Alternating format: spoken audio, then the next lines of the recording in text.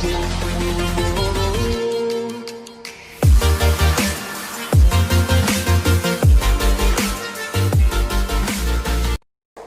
warahmatullahi wabarakatuh. Waalaikumsalam. Apa kabar? Sam Idur. Ngobrol sama Sam Idur, Cinta Karya Bangsa, persembahan Ratu Lebah Production. Hari ini kita juga season berikutnya ini ketemu dengan Cak Tibi dari iPos yang nggak asing lagi, dan kita sering rutin ya. Karena harapan kita nih acara ini untuk memberi effort, manfaat kepada siapapun yang melihat, terutama teman-teman mahasiswa, teman-teman muda yang pingin punya passion untuk berbisnis. Tema kali ini Cak TV, reliability. Siap. Nah, saya pingin tahu dulu arti harfiahnya. Monggo Cak TV. Oke, udah lama nih nggak ketemu kayaknya, udah hampir seminggu. Oke. Jadi setiap kita bisnis, kita selalu harus memisahkan dengan jelas antara bisnis as a product dan bisnis as a service. Jadi di reliability itu dua hal ini memang serupa tapi tak sama.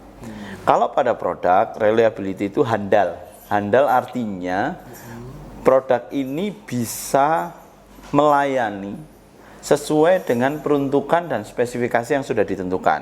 Artinya produknya ya? Ya, contoh kalau misalnya POS, iPos misalnya.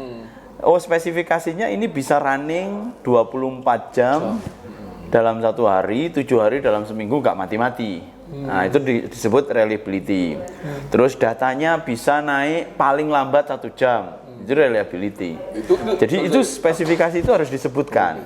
Saya potong. Tapi itu memang di atas rata-rata atau memang standar? Standar.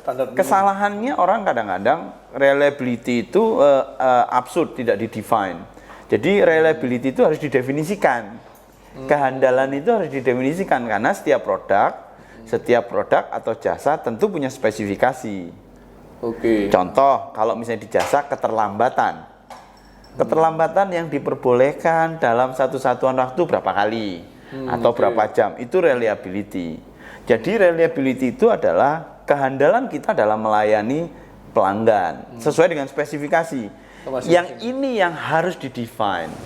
Untuk itu setiap produk atau jasa tentunya punya target pasar.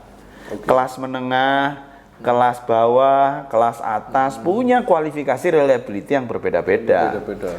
Jika Mas Rudi pernah tahu kenapa Cina produknya membanjiri pasaran, apakah produk Cina tidak reliable? Sebagian orang ketika salah menempatkan segmennya, ya nggak layak. Tapi kan memang dia mendesain supaya barang itu sekali pakai rusak orang biar beli lagi. Nah, itu definisi reliable itu handal sesuai dengan spesifikasinya. Apakah Mercy dengan Toyota Kijang sama-sama tidak reliable? Ya sama-sama reliable sesuai dengan spesifikasinya. Nah, ini yang ketika kita berentrepreneur perlu nomor satu namanya service level agreement-nya seperti apa. Kalau di jasa ya, misalnya Mas Rudi kayak Alkamil sebagai penyedia jasa umroh dan haji, layanannya harus didefine. Misalnya hotelnya bintang 3, komitmennya bintang 3 terus nih, piye carane? Kalau komitmennya bintang 5, menu, terus keterlambatan, ini semua harus ada kontingensi plan-nya. Kalau di jasa, demikian juga di produk. Ini reliability itu seperti itu yang kita pahami di dalam dunia bisnis, baik itu barang dan jasa. Kalau di kuliner, reliability itu lebih presisi. Contoh, kayak kita tadi makan rawon misalnya. Nah, ketika kita makan rawon, seperti saya bilang, rawon itu enaknya kalau misalnya sebelum disajikan 6 jam itu melting gitu loh, sehingga semua cita rasanya bisa merasuk ke dalam bumbu yang diberikan ke daging. Nah, setiap kita beli menu rawon di toko A, maka rasanya tidak berubah. Itu disebut reliability. Bukan enak atau tidak enak, tapi rasanya itu tepat gitu. Itu reliability. Jadi kalau boleh ditarik itu ya, sebenarnya reliability atau kehandalan itu, ketepatan itu dia menyesuaikan dengan request market atau si kehendak pencipta produk itu? Oke. Lebih dekat mana kira-kira? Setiap bisnis itu ada dua jenis. Nah, satu itu product driven sama market driven. Jadi kalau product driven itu biasanya produknya yang duluan. Jadi produk itu kayak yang pertama kayak gitu-gitu, Pak. Jadi definisi itu kita yang menentukan kalau product driven. Tapi kalau market driven, kita bentuk ya. Ya, kalau market driven pasar itu kalau haji umroh yang diminta itu average-nya kayak gini kalau harganya misalnya 23 juta. Itu rate-nya kayak gini, rate kayak gini ini layanannya seperti ini. Nah, jadi ada dua jenis memang pendekatannya, satu market driven atau product driven. Kalau market driven ya kita harus survei ke pasar itu mintanya kualifikasi seperti apa layanan kita. Gitu. Kalau misalnya kita ngomong geprek gitu, ternyata market drivennya itu harus ada skala cabai 3, 5, 7 sampai 21. Jangan sampai waktu cabai 3 cabainya enggak ada. Adanya standar, pedas saja dan pedas banget kan gitu. Jadi sebenarnya kan handal itu dalam artian utuh ya, artian utuh. Artinya ketika produk ya memang ada visioner di situ kehandalan itu. Nah, sekarang apakah yang membedakan antara kehandalan itu atau match-nya gimana sebagai propaganda pemarketingan? Itu signifikan atau memang ditonjolkan di sisi di ini? Biasanya orang kan menyampaikan tuh di brosur atau di marketing itu kan kehandalannya atau jadi gini, bisa jadi begitu. Seperti diskusi kita sebelumnya tentang bisnis model Canvas, bahwa nilai value yang ditawarkan dari sebuah produk itu kan beragam. Umumnya ada 3, Mas Rudi. Yang pertama itu price leadership, kedua differentiation, yang ketiga quality of product.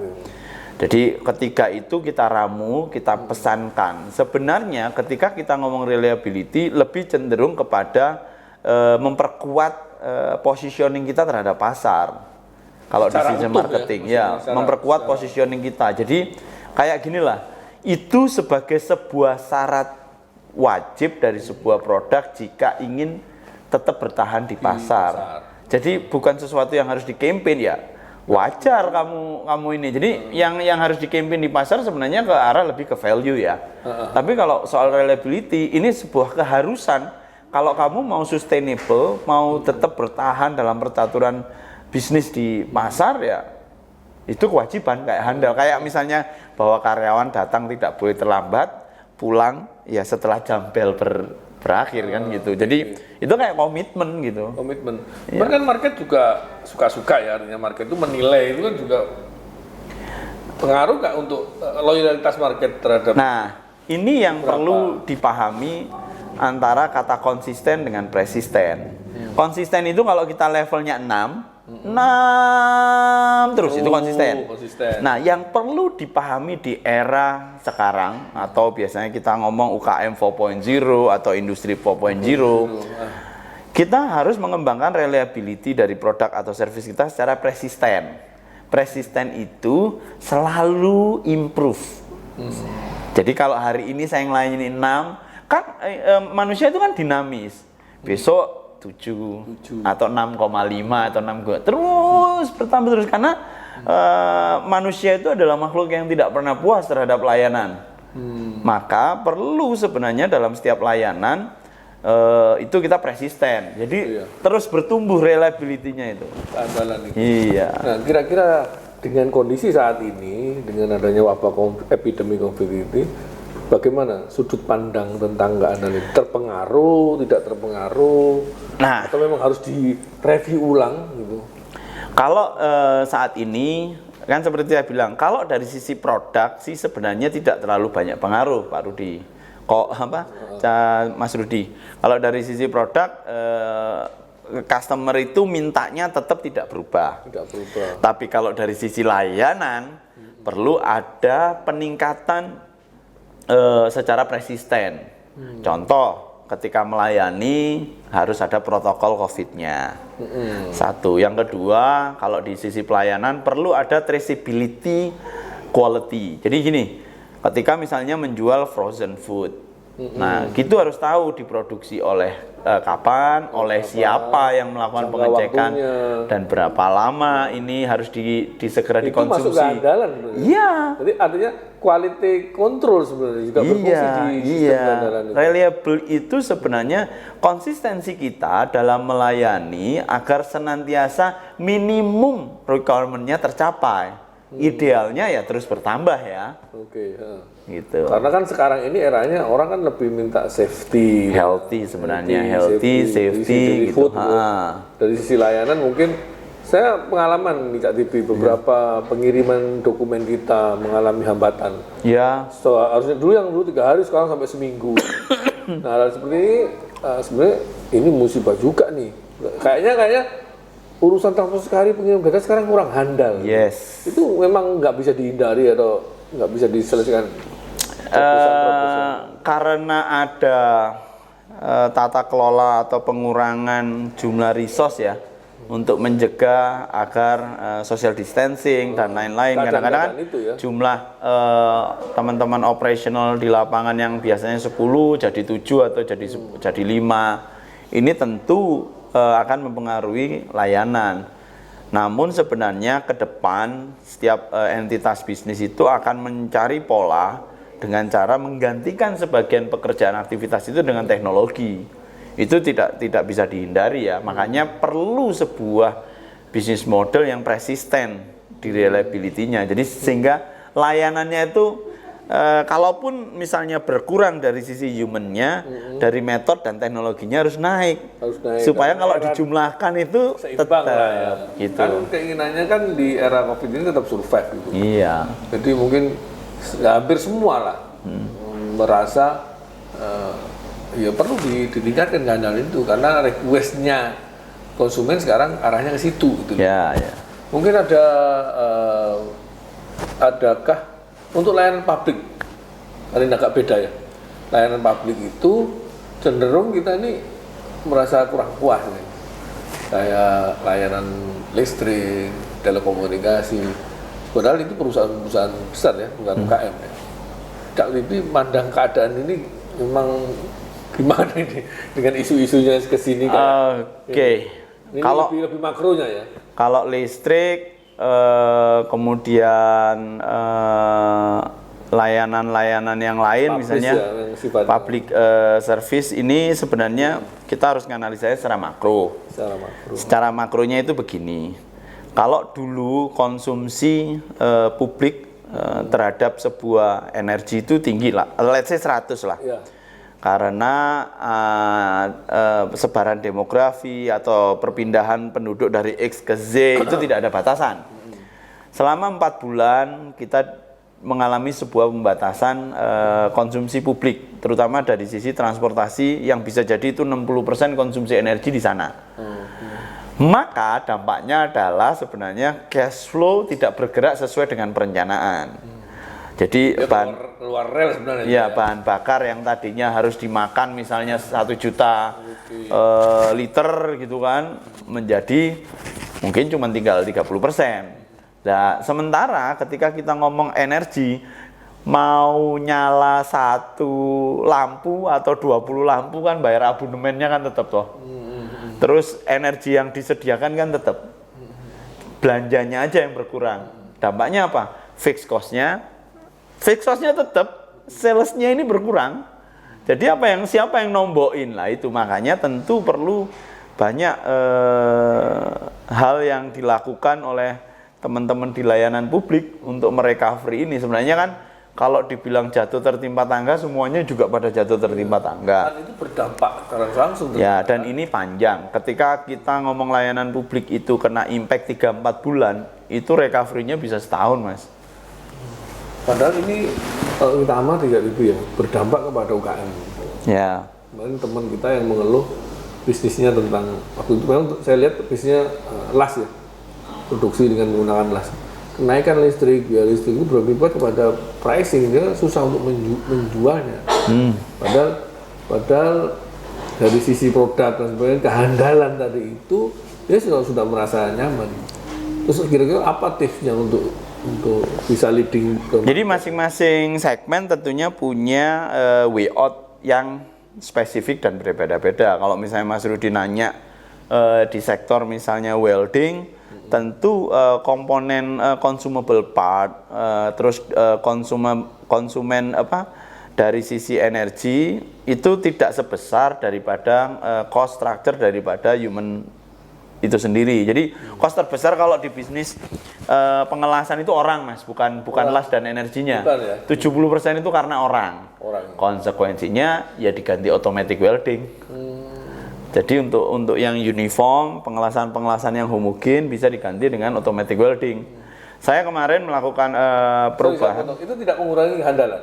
Oh, malah lebih bagus. Lebih presisi ya? Lebih presisi. Kayak saya kemarin mengubah dari yang biasanya pakai kawat stick welding, saya ubah menjadi MIG. Supaya SDM yang baru belajar, memang harganya sedikit mahal. Tapi untuk jangka panjang selama masa COVID bisa recover.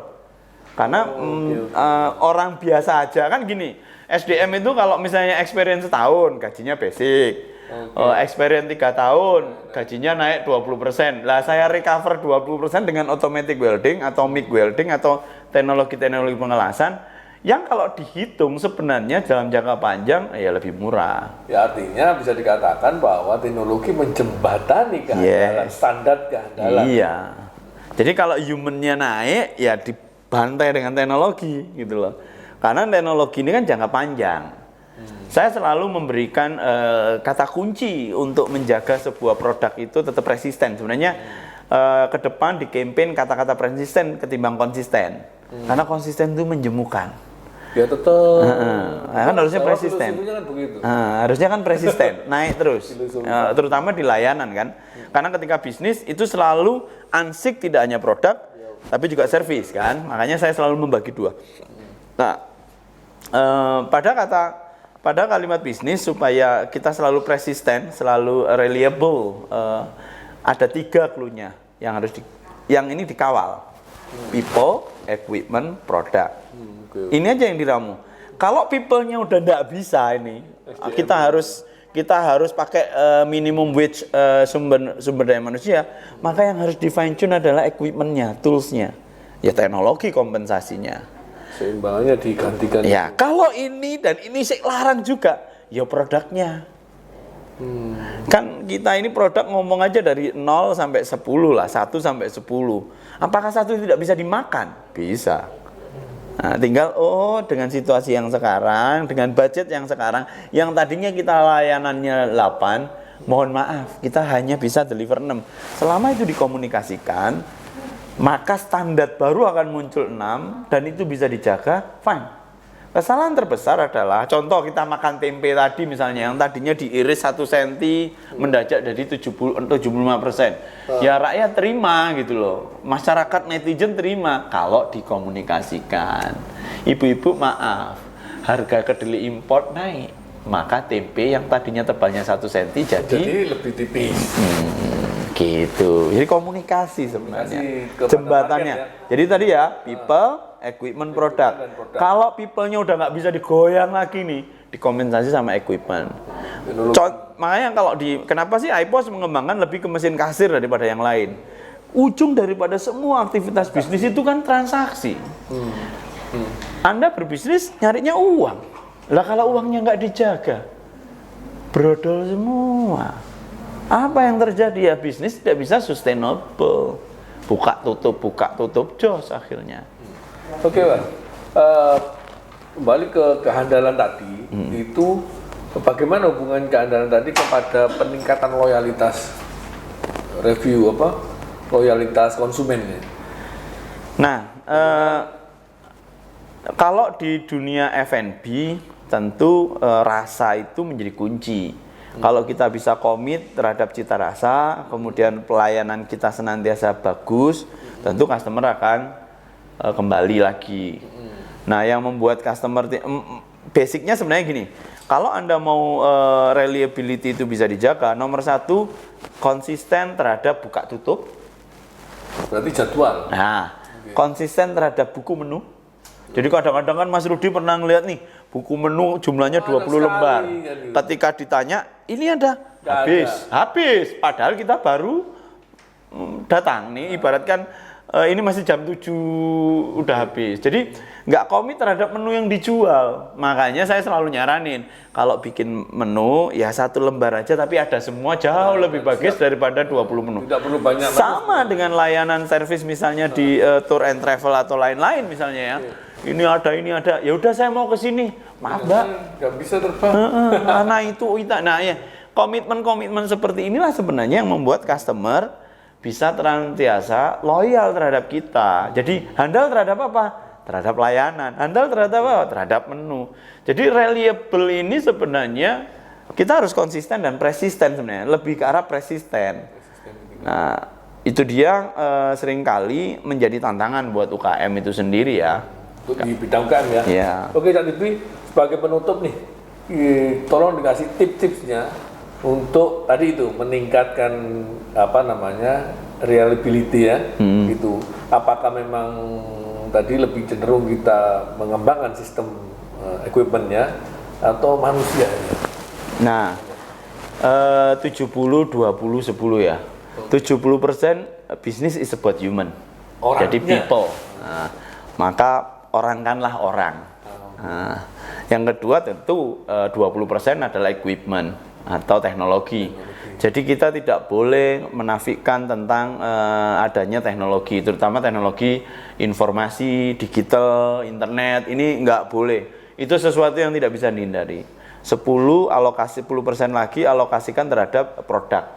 Bahwa produk itu selalu sumbernya berganti-ganti. Ayam hari ini saya beli ke Mas Rudi, besok ke siapa, tiketing atau tas atau ini harus direview terus produknya supaya kita selalu persisten dalam melayani pelanggan kita. Meningkatkan gitu ya. Ya. Oke Cak Tipi. Oke. Momen ini kita akhiri dengan minum. Oke, ini produk sahabat kita. Ya, Double N dari vanilla. Kalau saya suka vanilla. Sama nih. Iya. Kalau suka vanilla ini. Nah, ini luar biasa. Kalau teman-teman berkenan berkunjung ke Primol, Ya. dapat menikmati kopi